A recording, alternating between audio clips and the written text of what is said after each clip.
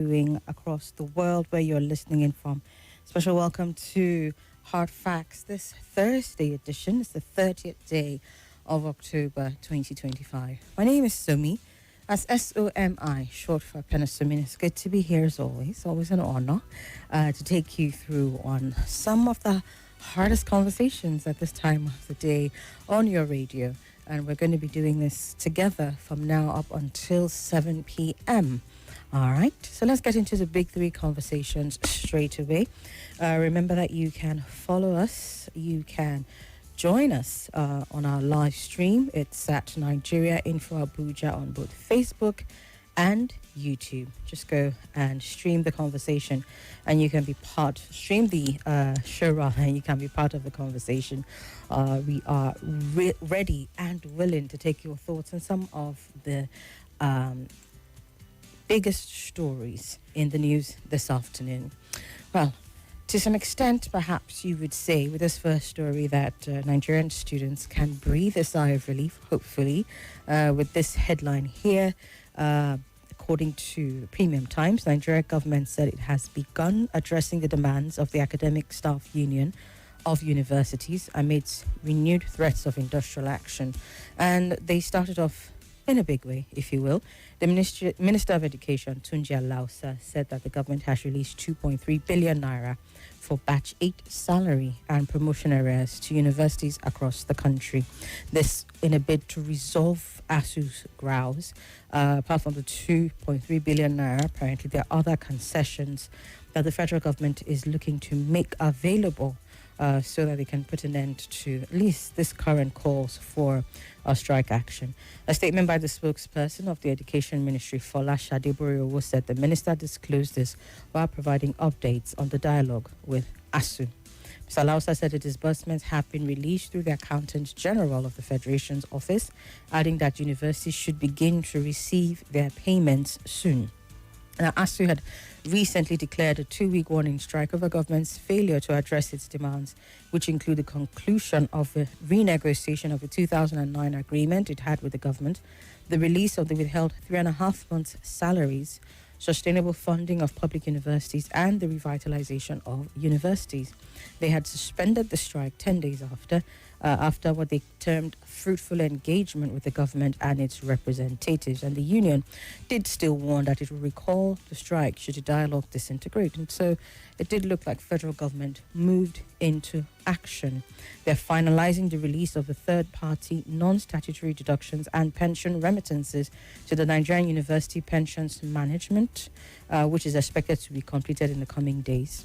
And Mr. Alasa was also quoted as saying the government has also approved the full mainstreaming of the earned academic allowance into university staff salaries, which will come into effect in 2026. And he added that the funds had been released under the needs assessment of Nigerian universities with corresponding budgetary provisions made to sustain the initiative. And according to him, hopefully this will ensure prompt, predictable and sustainable payments going forward. There has not been a response from ASU on this. It's not exactly clear whether this amount, as huge as it seems, will serve to meet them at some point. Maybe not, if not halfway, at least, almost there. No response to it, but it does look like there might be a bit of a reprieve. Of course, at the end of the day, when it comes down to this, it's the students that always get to suffer. So anything that shows that chances of schools being shut down across the country is, further along the horizon as opposed to something that can happen in the next week or so, perhaps might just be a good thing for them. So let's see what the response is from ASU in the coming days and see if this will actually resolve the issues. This again, bearing in mind that Mr. Lausa had stated very clearly that prior to even this fund's release, they had met about 80% of ASU's demands. So if this is the remaining 20%, then we should be good, hopefully, for the next couple of years and not have to deal with this any longer. But it still remains to be seen, especially if ASU has anything to say about the matter. All right, that's our first story this afternoon. Seeing as you're my guests, I'll be opening up the phone lines to allow your thoughts on the matter. But let's move on to the second one. Apparently, despite, efforts by the federal government and the military and what have you to sort of douse any fears or panic about a coup, there seem to be more details coming out concerning this matter. And so I personally have said, okay, while it's alleged, maybe let's not dwell on it too much and then give room for so much speculation. But at this point, we have to look at the issues because more details keep emerging. As a matter of fact, when I was looking through the stories this afternoon, I was seeing a little bit of information here, a little bit of information there, but we're going to look at it all together and see what we can make out of it. According to Daily Trust, on the alleged coup, the military officers in detention is now set at 42. When this news first broke, there were talks about 16 officers who had been arrested. The defense quarters had announced the arrest of the 16 officers over disciplinary issues which it did not link to the coup. But, we're getting sources here and there popping up to say, look, there must have been more to the story than what we're hearing. But again, try to temper it down. You try to say, okay, let's leave it alone. Let's allow it time to cook. And indeed, the pot is on the fire. So yes, now 42, according to Daily Trust. And security sources who spoke to the News Daily said the officers were currently being interrogated to determine their level of involvement and the extent of the alleged plan. So 42 officers in total picked up, according to the source. They are being interrogated to establish the depth of the involvement and whether there was any concrete plan beyond mere discussions.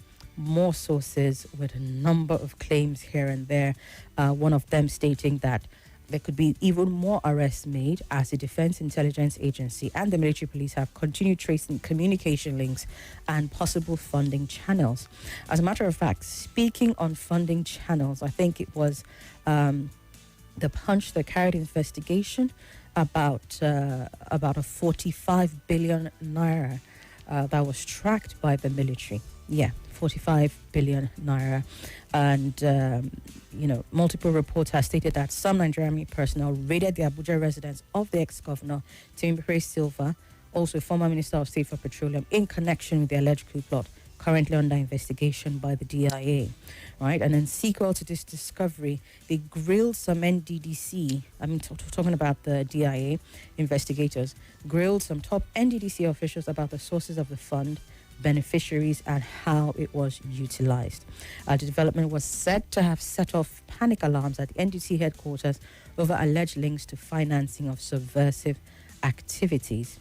While details of interrogation of the NDDC officials remain unclear, investigators are said to be scrutinizing a series of high-value transactions carried out in recent months, allegedly linked to politically exposed persons. They include a shoreline project awarded to a former governor in the South to the tune of 45 billion, some of which allegedly found its way to the account of some of the detained officers. So there's a lot brewing under the surface, a lot of these conversations going on, and we are inclined to stick to the narrative of the military because they're the ones constitutionally empowered to secure this country. This is also me quoting the special advisor on media and public communications to the president, Sunday Dari. He had said the presidency fully aligns with the position of the military authorities on the matter, but clearly investigations are still ongoing, and it does look like there's more to the case than what was initially put out about, some disciplinary measures taken against the initial 16. So the numbers, according to this report, have risen, may continue to arise, and, a lot of people have a number of things to say about it. A security analyst and retired military officer, Bashir Garma, said the federal government might be reluctant to confirm any coup attempt publicly to avoid creating panic or discouraging investors, which is, well within their right to do. But he, however, cautioned that excessive denial could affect public trust if new facts later emerge.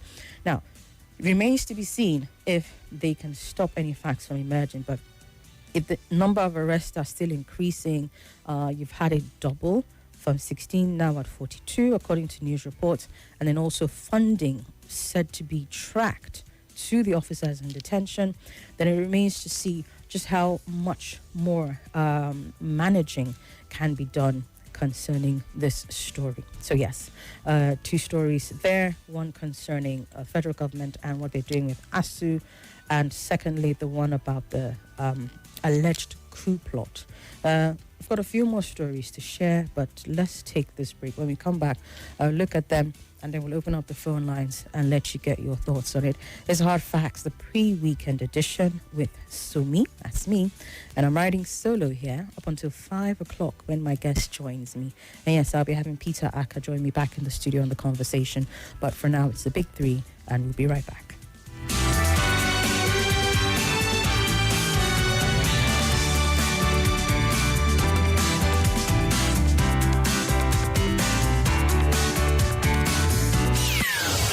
It's okay. It's okay. No, it's okay. Let me explain. It's okay. She. Off your mic. On 95.1 Nigeria Info. Your mic is always on. Let's talk.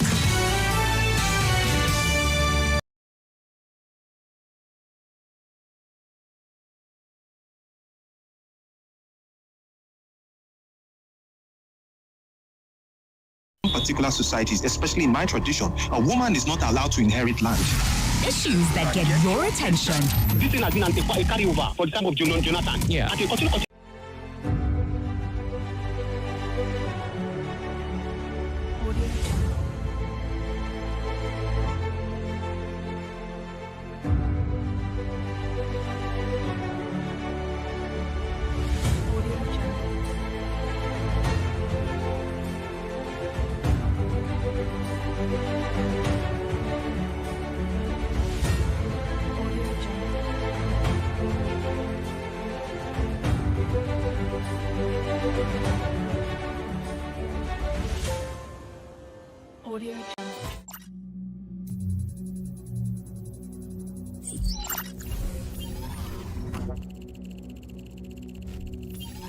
Connection established.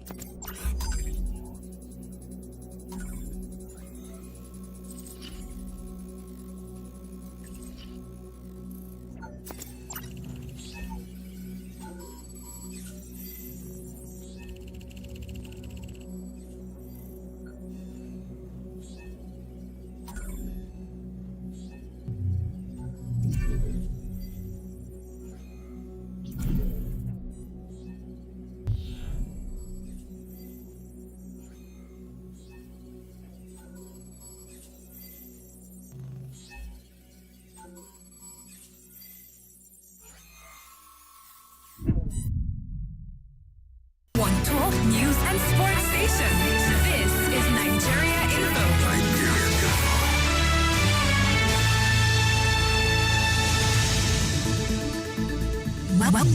Welcome back to Hard Facts. This is Hard Facts. Hard Facts. Hard Facts. On 95.1 Nigeria Info.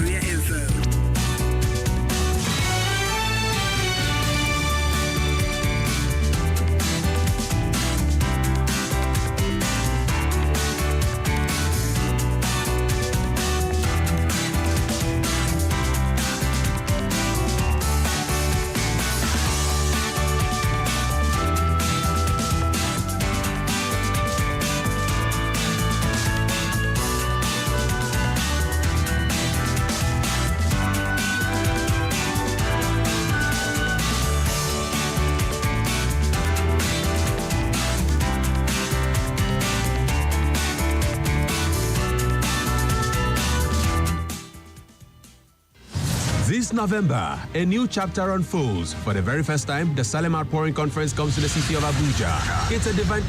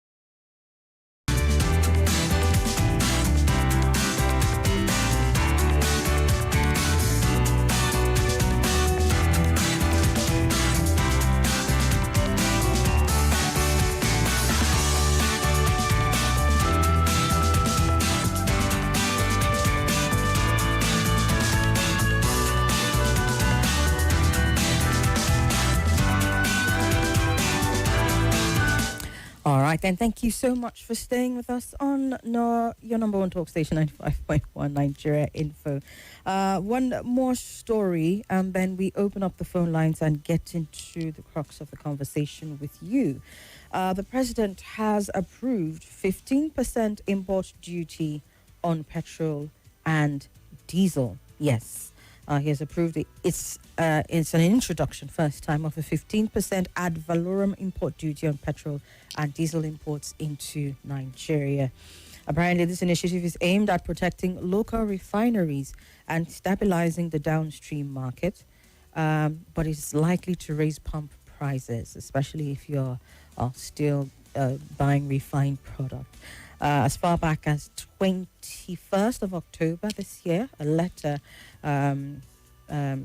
dated, reportedly went public today. It was dated 21st, but went public today, addressing the Federal Inland Revenue Service and the Nigerian Midstream and Downstream Petroleum Regulatory Authority.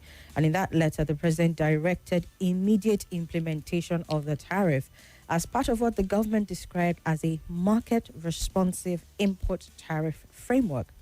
The letter, signed by his private secretary, Damilotu Aderemi, and obtained by the correspondent of The Punch, conveyed the president's approval following a proposal by the executive chairman of FIRS, Zach Adedeji. The proposal sought the application of a 15% duty on the cost, insurance, and freight value of imported petrol and diesel to align import costs with domestic market realities. And Mr. Adedeji, in his memo to the president, explained that this was a very important measure as part of ongoing reforms to boost local refining, ensure price stability, and strengthen the Naira-based oil economy in line with the administration's agenda for energy security and fiscal sustainability. The FIRS boss also warned that the current misalignment between locally refined products and import parity pricing has created instability in the market. It's part of the reason why, this is coming up. But its core objective, that's this of this 15% import duty now, according to Mr. Adedeji, is to operationalize crude transactions in local currency, strengthen local refining capacity, and ensure a stable, affordable supply of petroleum products across Nigeria. Now, yes, domestic refining of petrol has increased and diesel sufficiency is being achieved, but price instability persists. Part of what Mr. Adedeji was making reference to, and he says is due to the misalignment between local refiners and marketers. And so with import parity pricing, the benchmark for determining pump prices often falls below cost recovery levels for local producers, particularly during foreign exchange and freight fluctuations, putting pressure on emerging domestic refineries. Now, projections have been made, and according to them, the 15% import duty could increase the landing cost of petrol by an estimated 99.72 naira per litre. When I read this report, I'm still trying to do the math here. Maybe some of you can help us make more sense of what this is. But at current CIF levels, according to Mr. Adedeji, this represents this almost 100 naira per litre increase, which nudges import landed costs towards local cost recovery without choking supply or inflating consumer prices beyond sustainable thresholds. And even with the adjustment, you see maybe Lagos estimated pump prices would be within the range of 964 naira per litre. Not much there, but still significantly below regional averages such as Senegal, Cote d'Ivoire, and Ghana. Now, this is him doing the comparison, saying even with this increase, it's still not in comparison to what's happening, in some of our other African countries. But all of this coming as the country is intensifying efforts to reduce dependence on imported petroleum products and ramp up domestic refining. Just a couple of days ago in the news, there were some headlines about what's happening with the federal government-owned refineries and how even despite all the monies being pumped into it, which one was it that was doing about how many barrels per day, but still even couldn't keep up, and it's just currently shut down right now. They can't keep up. But the federal government seems to still be coming up with these policies that they say will help boost. Because when they say all of this is to ensure parity in pricing and all of that with local refining, we don't have federal-owned refineries currently functioning, at least not at the capacity of what the private one is doing. But I want to believe that whatever it is that they're saying this import duty is going to achieve, it would make sense when we have them with these functioning government-owned refineries. Because even with the private-owned refineries, there's just constant issues here and there. I don't know if this is targeted specifically at that one, but this is definitely going to amount to an increase in fuel prices, and I don't know that it will even serve to discourage importation of fuel. They're going to tax it, and the average Nigerian is going to pay. I don't even know if they can distinguish between those who are buying imported products and the ones who are dealing with local refineries. It's just looking like a little all over the place, the way I'm seeing it. But perhaps, I read it from an emotional standpoint, and some of you can help me make sense of what this is saying. Do you think this would be something that would benefit the average consumer, the end user of the fuel products? Because Mr. Adedeji has said, yes, despite the increase, we're still paying less than what we're seeing in other countries. In terms of direct, immediate impact, seeing as this policy is going into effect immediately, you can imagine what it's going to look like if care is not taken right starting from today or tomorrow and the next week thereabout. And then when they're talking about what is supposed to do with local refining, you're not really seeing it. Or perhaps you are. Let's have the conversations. These are the big three stories for this afternoon. I would like to please be a part of the conversation as we look at them. First of all, federal government releasing 2.3 billion to ASU to at least sort of like resolve the issues. 2.3 billion naira is a lot of money, or is it? What do you think? Do you think that we should be in the clear right now? If they said 80% is already sorted out and ASU still wanted to go on strike, assuming that this was the major grouse, that 80% maybe not significant enough despite the large percentage, and now monies have been released. Do you think we're in the clear? Do you think Nigerian students are in the clear and we shouldn't have any issues with ASU going forward?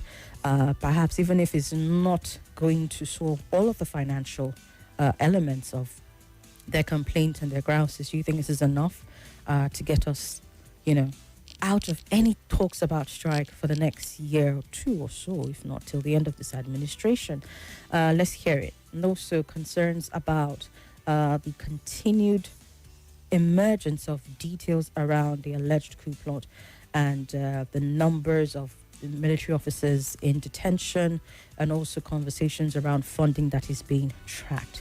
And then finally on what is being done with the import duty currently approved by the president, that is supposed to take effect immediately, which is said to most likely translate to an increase in pump prices by up to 99 naira, almost 100 naira. Let's talk 07-009-51-0000, 0809-597-4869. And on WhatsApp, it's 0809-993-0137. Good afternoon. Hello, good afternoon. Yes, sir. My name is Adola Victor from Vitalagi. Welcome. Hello? I can hear you, Mr. Victor. Go ahead. Yes, you see, the coup rumor, whether it's true or not, at the end of the day, we will know the right place, because now nobody knows. But it is true that some people have been arrested, some military personnel and civilians were. It's very unfortunate because we are tired of military intervention in Nigeria. Looking at the past military interventions since 1966, the one in 1966, Abacha one, the Babangida one, and so on. So, because what do we get? The truth is that military rules are, in fact, are worse than civilian rules. So therefore, let us continue to put in place electoral reforms that will give us credible elections and that will produce credible leaders. Yes, it is true that millions of Nigerians are fed up with this presidentization due to harsh and unfair economic policy, but military intervention is not the answer. I know some Nigerians want the military board to come back, but it will not happen again in Nigeria. If it happens in neighboring countries, it will not happen in Nigeria because we have gone far in democracy. Yes, it is true that since 1999, we have been fumbling and wobbling democratically, but as a matter of fact, we will get it right. It's just a matter of time. But I want Nigerians to know that the worst civil regime is better than the best military rule. So therefore, military rule should not take place in Nigeria. And those who have that, if it is true, they will have to face the music. No sympathy for them because Nigeria don't want military rule again. Thank you. All right, thank you very much, sir. Well, the DIA clearly is very much on top of the matter, and you can expect that, if at all, there was any atom of truth to that, work is ongoing, and we'll see what comes out of it, if it does make it to the headlines. Also, Francis Omagandamani, we see you all the way from Enugu State. Thank you so much.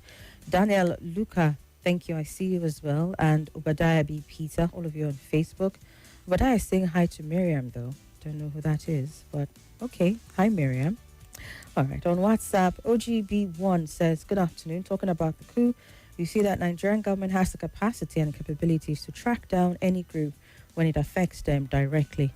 Ordinary bandits, he says, they cannot use the sophistication and give us peace. Hello? Hello, Somi. Good afternoon. Good afternoon. Yeah, this is Excellent Spirit. I'm calling from Katampe. Welcome. Now, about this alleged coup plot, from what we are hearing, or did I hear you say government has consistently denied something like that happening? Have you? The military put out a statement saying the arrests were not related to a coup plot. Yeah, no problem. I think if they are lying to themselves, wait, now if they have publicly denied it now, and the time of prosecution, I hope somebody will come and bear witness to say something like that did not happen. So, if they are asking people to prosecute them, they have already openly denied that it never happened. How would they not turn around in court and say it happened and try to prove that it actually happened? So where are we? So I'm just trying to understand. Have you ever heard, Excellent Spirit, about military trials? Do you ever see them being made public? It's the same way. They just come. You will not talk. You don't have witnesses. We have seen military tribunal. People go there. It's the same thing that happened in court. People are allowed to defend themselves. You come with evidence. Not just you got. They are not alpha and omega in the military setting. So it's the same way. They will also have the access to their lawyers. It's the same way it happens. So if they have constantly denied this, even in the time of prosecution, they will be lying to themselves because you need to prove that it actually happened after you have said that it never happened. So where are we? That's what I'm trying to understand. Let somebody who understands better explain to me. I'm waiting. Thank you very much. Okay. All right, Excellent Spirit. I have a few voice notes here. Sister Somi, good afternoon. Good afternoon. My name is Daddy Shunamite from Gidamangoro. Welcome. I am a concerned Nigerian. Sister Somi, a list of coup plotters is flying around. Nobody cares about the tribes of the suspected plotters because the tribe people like to single out and demonize doesn't feature in that list. I think if there had been a few Igbo officers on that list, the entire thing, real or imagined, would have been branded an Igbo coup. And loud-mouthed street urchins in the corridors of power would have used it to amplify their disdain for the Igbos. These bigots who don't want the Igbo to vote in Lagos would have started baying for blood. Today, no tribes being mentioned, let alone bearing the cross of the rumored coup. We thank God for his mercies. A cow that has no tail, it is God that keeps flies away from it. I hope it is not because they need vote from the coup plotters region. That's why they don't want to call out the region of the perpetrators. What makes you think? Bimbo. What makes you? Last, we all go there, all right. Thank you. May God bless us and may God bless Nigeria. Mr. Concerned Nigerian, have you seen the list? You sound like you've seen the list and you're sure of the names on the list. Well, I haven't. It might be too early for such speculations to start coming up. What makes you think that there are not names from every part of the country on that list? So until we see that list, again, like I said, I haven't. Perhaps you have, and you can avail it to me. Then we can take the conversation from there. Yeah? All right, let's take this one. Good afternoon, Somi. This is Michael talking right now from Gudu. I want to talk on the 15% import duty on petrol and diesel. I think it's a welcome development to our investors in refineries. It is an opportunity for them to produce more so that they can sell and get the market for themselves rather than bringing from outside. Since because with this now, we can see there will be, the price will be, bringing from outside will be more higher than the one we produce. But the point is, the people who are licensed for refinery, let them develop and produce to the extent of what we can consume, what we need. Let them be able to produce more than what we need, that even we can also export to other country. Thank you very much. All right, thank you. Thank you. Very important. If really and truly the goal is to discourage importation of fuel, then, it's a great one. But while we are not at that level of production yet, I mean, the one that we have is still struggling with all the forces that seem to be at play in the market. If we had those government-owned ones up and running, perhaps, then, it wouldn't seem, but it does seem a bit premature, like too early to call it in, because whether we like it or not, we are going to be affected by the increase. Because while those other marketers and what they call them, Ipman and the rest of them are still importing, which, I mean, from the reports that we saw, was that last week or earlier during this week, they were talking about how they're dumping Dangote refinery for cheaper fuel. And, cheap is good if Nigerians can actually get to bear it. Another conversation that will come up with that, when you read that headline, is cheap, does it translate to quality fuel as well, or are we just getting cheap because competition, in the market? So one would have expected that to discourage all of this imported fuel and, the back and forth and everything, you would have these local refineries up and running at full capacity, so that there really is little option for the marketers and what have you to go to imported fuel. But right now, at this stage, if it goes into effect immediately, as the president seems to have said that it should, we're going to be paying more and we're not feeling the benefit. So yes, it's good to encourage local production, but a little premature. I don't know. This is me just thinking out loud. And you might also have, if it's introduced at this stage, a near monopoly. This is what some critics are saying as well, for large local refineries, for Dangote, allowing them to dictate prices to marketers and ultimately to consumers, potentially at high rates, because the imported fuel is supposedly more expensive, right? And so they would have to go to local refiners if they want to stay in the market.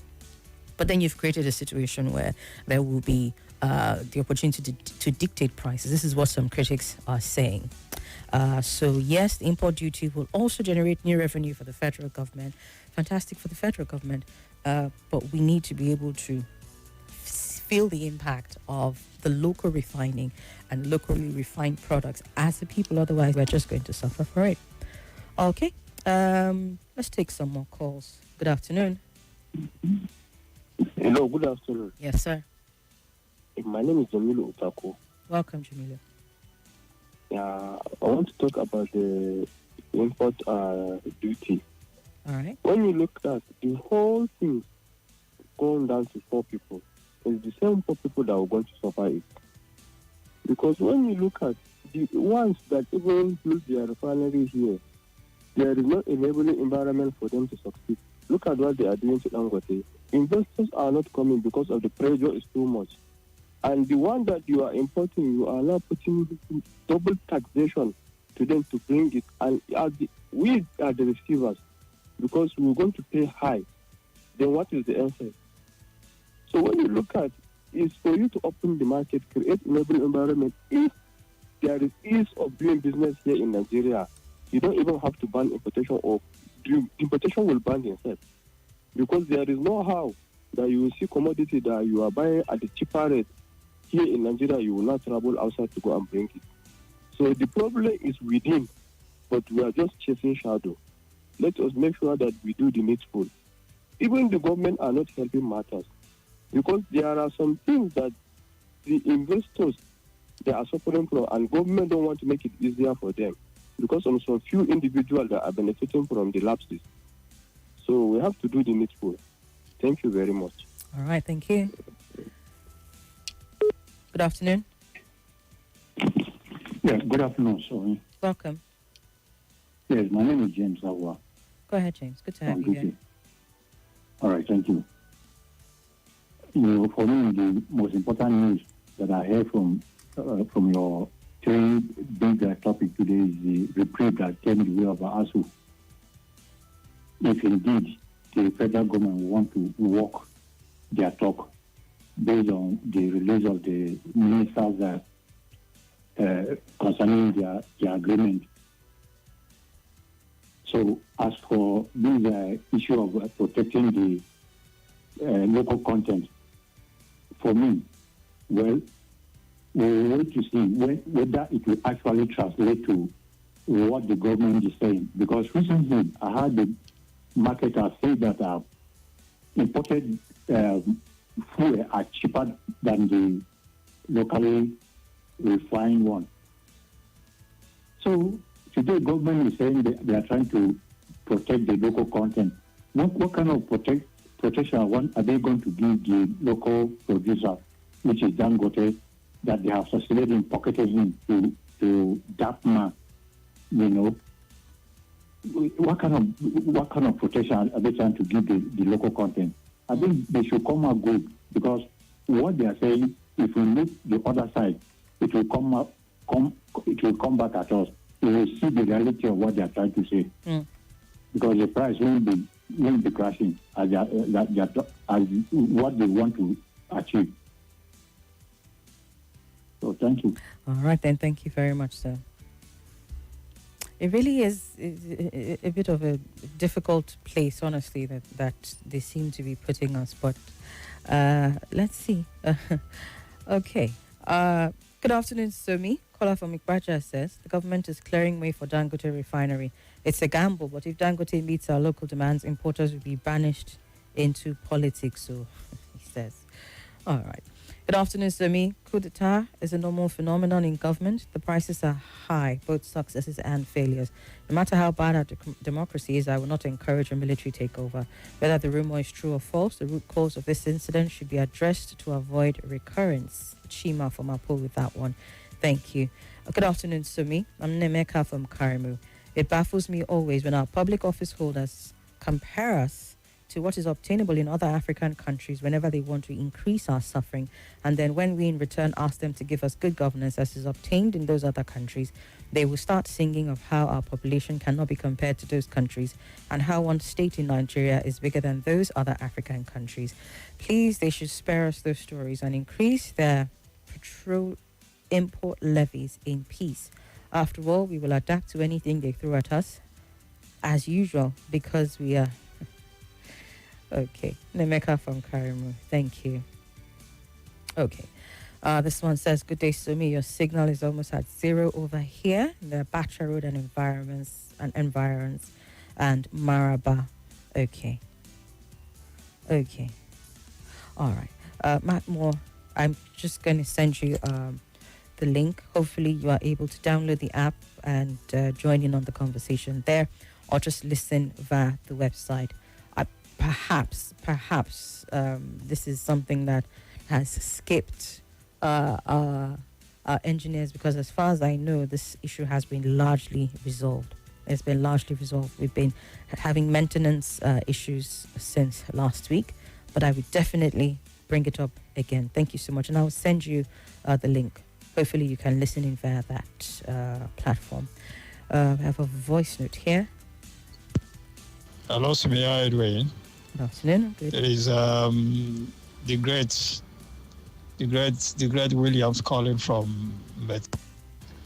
I don't just wonder how Nigeria will just pick their phone and started calling one tribe that from is not from Igbo school and kind of stuff. Cool. Cool is cool. Whoever that is involved, whether it's an Igbo village or Igbo country or whatever Igbo, cool is cool. As long as Nigeria is concerned, you are trying to overthrow this thing government. If you're caught, whether you're from wherever you're coming from, you will face the penalty. That is sure. So anybody come to say this from there, whether you're from here, I don't like all these talks. The problem, the issue is there is that we are looking at how to make our country better. Nigeria is a project, like I said.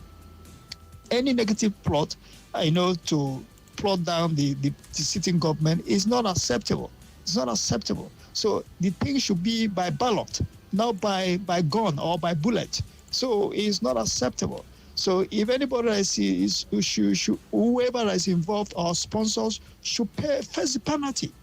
That is it. Whatever, I don't know whether from Igbo village or whatever it comes from, it should really face the penalty. Have a nice day. Thank you.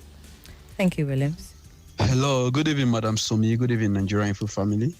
My name is Harry, doing this VN from Abuja. Well, talking about the new import GT tax on PMS and diesel. Well, I won't say it's a welcome development or it's a good idea to strengthen local producers because first, common economics indicator indicates that producers don't bear the final brunt. It is still we, the consumers, that this increase will affect. Because Nigeria economy in terms of energy sector is not yet stable. More news and information coming up. We'll be back in a moment.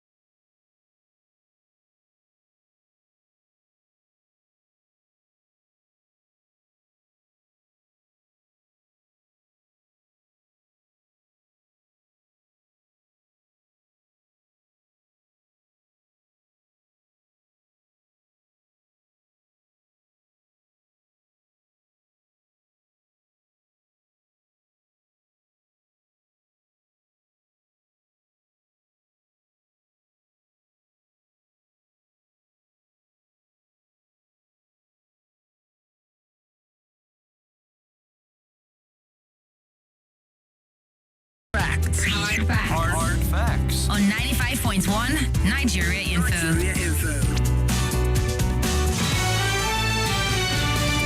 Thank you for staying with us. We go back to your calls and messages and voice notes on the big three. I will do that for the next 20 minutes thereabout, and then we will be wrapping it up. So do send them in and send them in timely, especially if you're sending in voice notes. Please keep it definitely way shorter than 2 minutes. Okay, I see your Bandy has resent his here. Let's take it. Good day, Somi. Nice job you're doing out there. Good afternoon. I want to use this opportunity to say hello to every Nigerian Info listeners out there. And my name is Obande to start with. I want to make my submissions concerning the Romo coup plot or the coup plot. I want to say that I have this belief that is apparent that those that are behind this coup plot or the rumor coup plots are all those who feel aggrieved that this present government must have schemed them out or may have not given them one form of favor, may have not granted them one form of favor or appointment. And as a result of that, they decided to take the route of trying to plot the coup. I personally do not support the idea. The most is 4 years, one tenure. So we should just endure and wait for the president to test his popularity in the next coming election so as not to cause crisis within the political scene. Thank you. All right. Thank you, Abandi. Thank you. Hafsat Muazu, thank you for your message. We see you indeed. Kunle Ajayi, thank you. Thank you for your message as well. All right. If there are any calls, we'll take them. We're looking at the implications of a few things. One of them being the new import duty, 15%, that the president has approved to go into effect immediately, and what that means for the average consumer at the end of the day. We're also looking at the ASU, 2.3 billion naira released for varsities, and also on the matter of the unfolding investigations and the results of those investigations as we're seeing it in the news concerning the coup plot. Well, as far as the breakdown for Nigerians, obviously increased landing costs means immediate increase in the pump price by up to 99.72 naira per litre. And this is because, whether we like it or not, Nigeria still imports a significant portion of its fuel, said to be around 67% of the petrol consumption, according to various reports. And with this tariff, it will translate into higher pump prices for both petrol and diesel across the country. So what that will mean is, in some places 950, in some places way higher than that. We might be looking at as much as 1,000 naira per litre if the naira weakens any further. And of course, this will translate, as you have it, increased price in diesel especially, which is used for transportation, industrial power and haulage, and also petrol. Once these prices go up, you can expect that there will be inflation, as it will raise the cost of goods and services across all sectors, including food, transport and manufacturing, and further straining the budgets of ordinary Nigerians. So the fear or the concern is that even though it does seem targeted at discouraging importation of fuel, it may be damaging to the pocket of the average Nigerian because it does seem a bit premature. You want to be able to stabilize, just as some listeners have said, before you get to that point of trying to discourage these imports, because where do we stand as at our local refining capacity, especially given what the NNPC or the federal government or whoever it is at this point is saying about our refineries. Just a day ago, there was information about how 366.2 billion naira has been lost in 5 months, and still the Port Harcourt refinery is shut down. we're talking about $249.7 million, which the equivalent is 366 billion thereabout in the period of 5 months from May of this year to October, which is 156 days, according to the numbers. The refinery located at LMA axis of Rivers State was revived November 2024 and commenced operations thereafter. And then the NNPCL also stated that the plant had the capacity to produce 60,000 barrels per day and was producing at least 1.4 million liters of PMS every day. The NNPC at the time also stated that the refinery was producing straight-run gasoline blended into 1.4 million liters of PMS daily, 900,000 liters of kerosene, 1.5 million liters of automotive gas, which is AGO, which is diesel, another 2.1 million liters of low-pour fuel oil, and additionally volumes of LPG, also known as cooking gas. And, the federal government had approved another 1.5, well, this was far back as 2021, for the comprehensive $1.5 billion for the comprehensive rehabilitation of the refinery before NNPCL under Mele Kyari's leadership reopened the old Port Harcourt refinery in November. But as of May of this year, the refinery was shut down for planned maintenance and a sustainability assessment, according to NNPCL, barely 6 months after a previous period of operational resumption following the $1.5 billion rehabilitation project. And then with all of this, with the monies that have gone in and everything else, NNPCL disclosed that it was losing between 300 million and 500 million every month operating the Port Harcourt refinery. And they had to, taking that into consideration, they had to suspend rehabilitation works at the refinery. Some of the staff at the refinery who spoke to Daily Trust on the condition of anonymity revealed that the amount could be the sum used in bringing in refined products from other refineries to Port Harcourt refinery in the name of production. Can you imagine that? Can you imagine that? This is the staff now discrediting what was said to be going on at the Port Harcourt refinery, saying as opposed to local production, they're bringing in imported fuel. But NNPC's group CEO, Barrio Ojulari, while addressing the delegation from Pengerson, led by Festus Osifo a few weeks ago, attributed the refinery's poor performance to years of neglect and fundamental structural problems that made profitable operations impossible. And so with that, they were losing money. They were losing money in the refinery. They said they were selling about 950,000 barrels as cargo, but less than 40% was coming out. Like, make it make sense. So these are some of the issues that plague local refineries, especially government-owned local refineries. And then you're not really seeing much. As a matter of fact, Dangote Refinery has been very, very quiet in the past few weeks. I don't know if any other person noticed. There have been some talks here and there about, production capacity, them being able to meet up with local demand and all of that. All of this before the marketers came out to say that they were dumping the refinery because it was more expensive to buy locally refined fuel than imported one.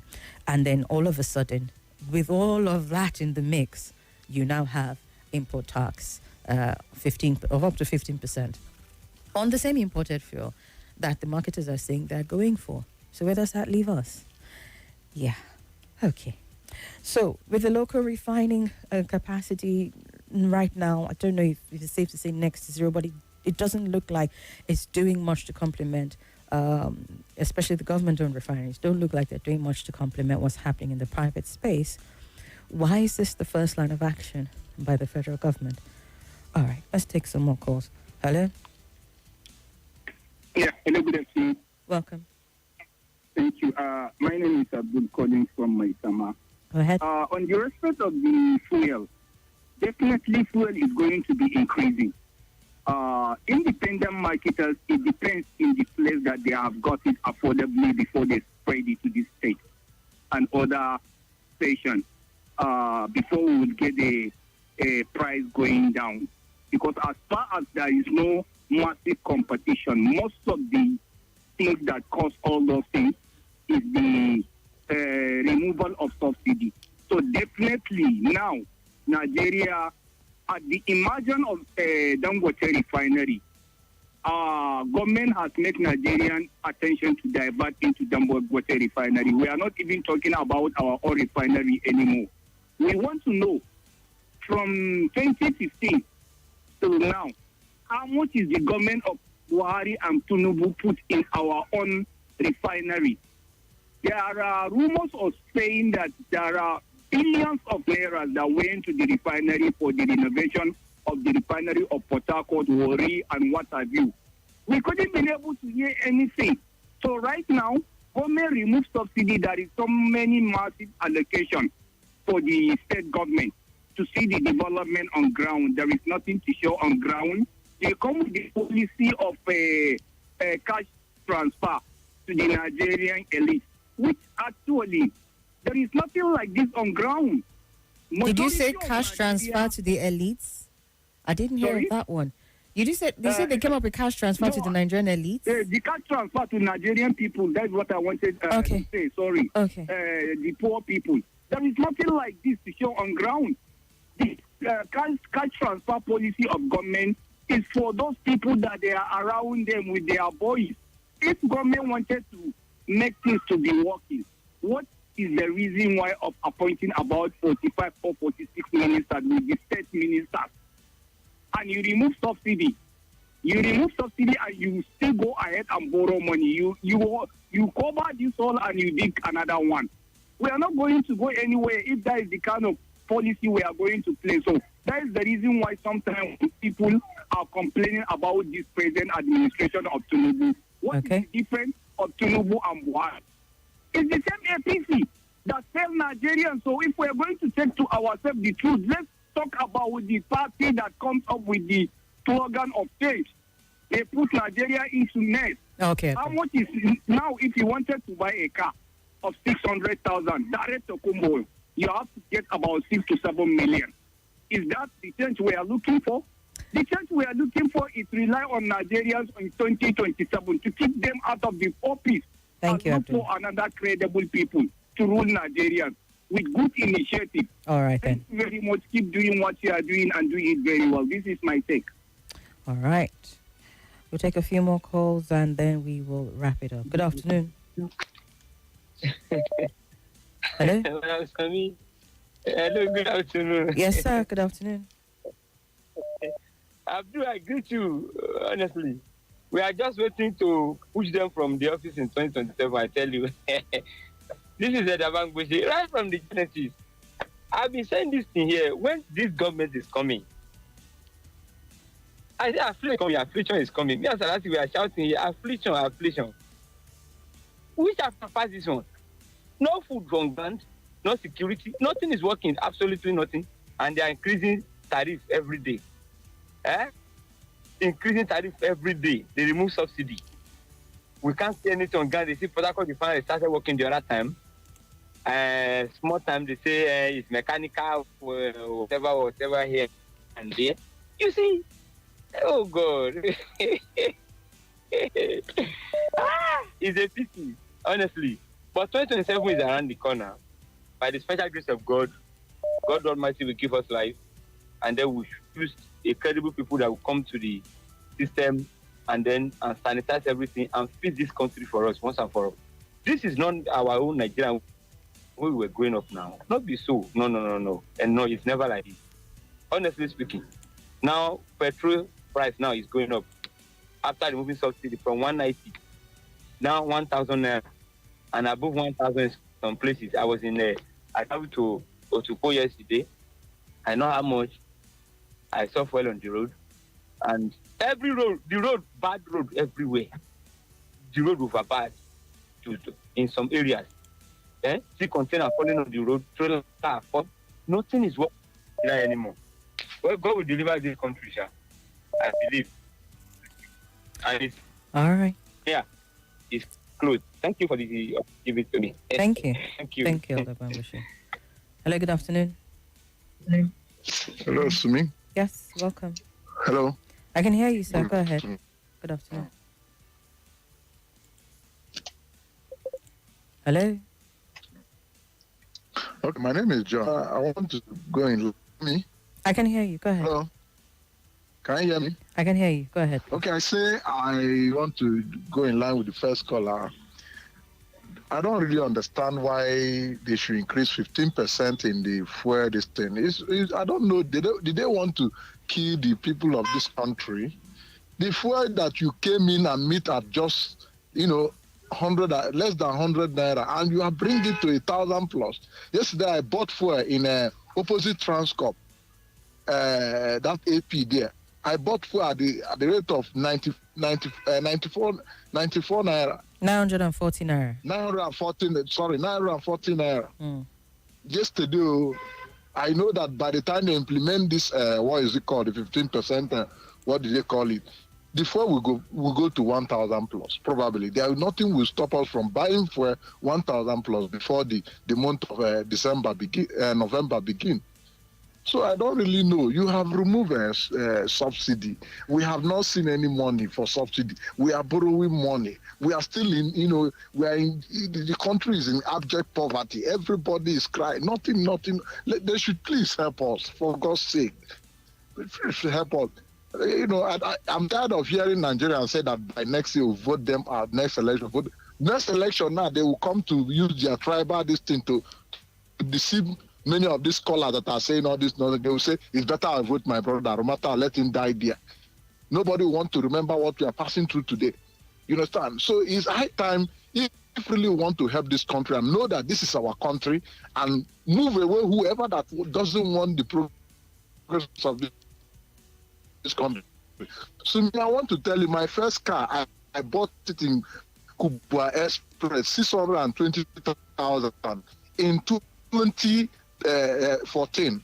But today, that car, to me, cannot buy it to 7 million naira. 620,000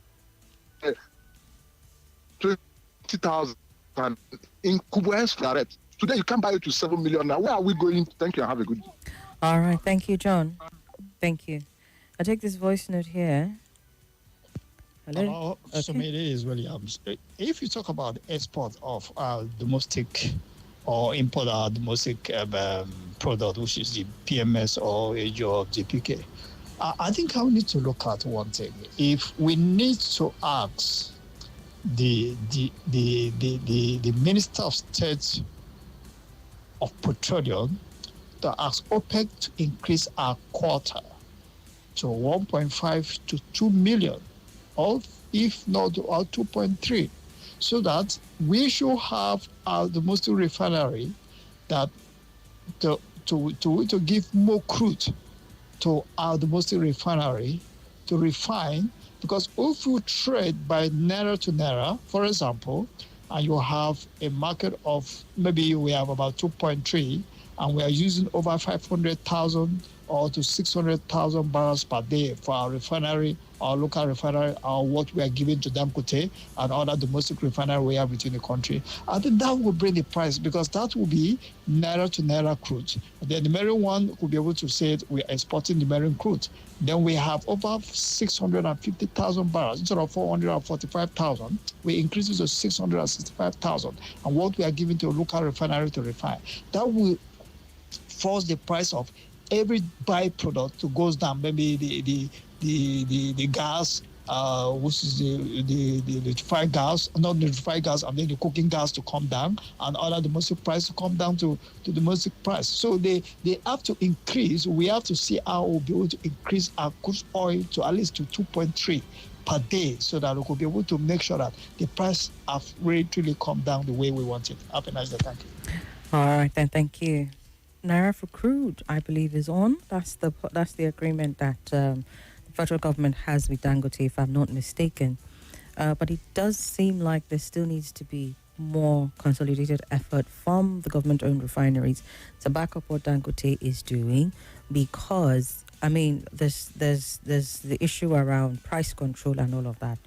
I typically, I think of, the petroleum marketers, and I think, okay, maybe they have something up their sleeve, and there's this issue. I don't know what it is. I can't place my finger on it when it comes to Dangote. But if they say, according to them, that Dangote's locally refined petroleum is cheaper, is more expensive than refined petroleum, and the federal government doesn't go and investigate it because they have a naira for crude deal with him, and then they come up with this one. It's like saying, okay, perhaps where Nigerians would have had some sort of respite by saying, okay, Dangote's fuel is more expensive, and you go to the filling stations, the ones who he has deals with, and how much are you getting fuel at, right? Is it cheaper than where you the ones who are importing fuel? You take those two what they call it now figures, you look at it side by side and decide, okay, if this is the case, then imported fuel seems to be doing us better, and we need to be able to, like I said, meet up with local production, so local demand. So you say, okay, imported fuel is cheaper according to the marketers, and then you now go and tax that one that is supposed to be cheaper. Which way for us now? Let's take a break. Pastor Brian Houston, founder, Hillsong Church Australia. Theme, Faith, Entertainment.